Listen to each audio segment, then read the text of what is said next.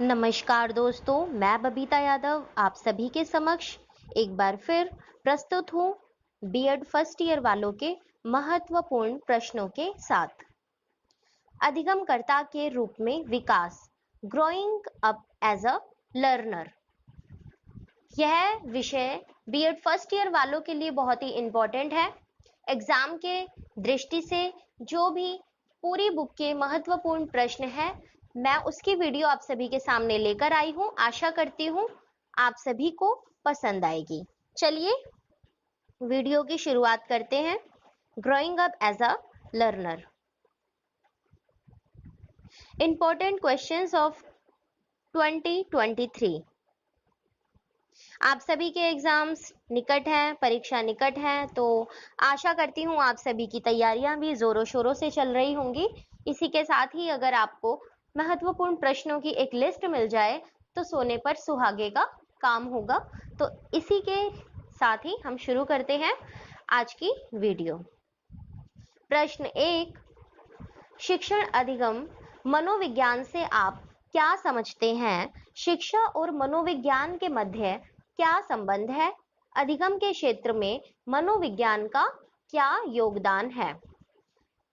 बहुत ही इंपॉर्टेंट प्रश्न है, क्योंकि किसी भी विषय के बारे में जब भी हम पढ़ते हैं तो उसका जो बेसिक क्वेश्चन है उस बुक के टाइटल के ऊपर जरूर आता है। तो चलिए नेक्स्ट क्वेश्चन, प्रश्न 2, विशिष्ट बालकों से आप क्या समझते हैं?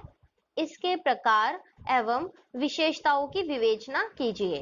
पिछड़े बालकों की समस्याओं की भी विवेचना करें। प्रश्न 3, प्रतिभाशाली बालक कौन होते हैं? इनकी प्रमुख विशेषताओं की विवेचना कीजिए। ऐसे बालकों की शिक्षा के लिए कैसी व्यवस्था की जा सकती है? प्रश्न 4, मानव विकास की कौन कौन सी अवस्थाएं हैं? प्याजे के संज्ञानात्मक विकास के सिद्धांतों की विवेचना कीजिए। बहुत ही इंपॉर्टेंट प्रश्न है यह, आप सभी इसको तो कभी छोड़कर मत जाना, क्योंकि प्याजे का सिद्धांत हर बार प्रश्न पत्र में बार बार पूछा जाता है। अभिवृद्धि और विकास में अंतर स्पष्ट करें। प्रश्न 5, अधिगम क्या है? किसी एक अधिगम सिद्धांत की इसके शैक्षिक निहितार्थ सहित विस्तार से चर्चा करें। प्रश्न 6, स्किनर के क्रिया प्रसूत सिद्धांत का वर्णन कीजिए। शिक्षण अधिगम की प्रक्रिया में इस सिद्धांत का महत्व भी बताइए। बहुत ही इंपॉर्टेंट प्रश्न है। प्रश्न 7, थ्रोन्डाइक के अधिगम सिद्धांत के मुख्य नियमों की विवेचना कीजिए। बहुत ही इंपॉर्टेंट प्रश्न। इस लिस्ट में जितने भी प्रश्न मैं आप सभी को बता रही हूं, सभी एक से बढ़कर एक प्रश्न है, परीक्षा की दृष्टि से अत्यंत महत्वपूर्ण है। इसीलिए प्रश्न कम और सबसे अधिक महत्वपूर्ण प्रश्न है। प्रश्न 8, अधिगम का अंतर्दृष्टि द्वारा सीखने का सिद्धांत क्या है? अंतर्दृष्टि को कौन कौन से कारक प्रभावित करते हैं? कक्षा शिक्षण में इस सिद्धांत का क्या महत्व है? उदाहरण सहित समझाइए। प्रश्न 9, मानसिक स्वास्थ्य से क्या तात्पर्य है? विद्यार्थी व शिक्षकों के मानसिक स्वास्थ्य में सुधार लाने के लिए उपायों की चर्चा कीजिए। प्रश्न 10, संवेगात्मक परिवर्तनों से उत्पन्न किशोरावस्था की समस्याओं की विवेचना कीजिए। किशोरावस्था से संबंधित प्रश्न बार बार पूछा जाता है, हर बार पूछा जाता है। प्रश्न 11, व्यक्तित्व से आप क्या समझते हैं? व्यक्तित्व की प्रकृति व विशेषताओं का वर्णन कीजिए। प्रश्न 12, बुद्धि की प्रकृति एवं विशेषताओं का वर्णन कीजिए तथा बुद्धि के विस्तार पर सविस्तार टिप्पणी कीजिए। ये थे हमारे growing up as a learner के बहुत ही इंपॉर्टेंट प्रश्न।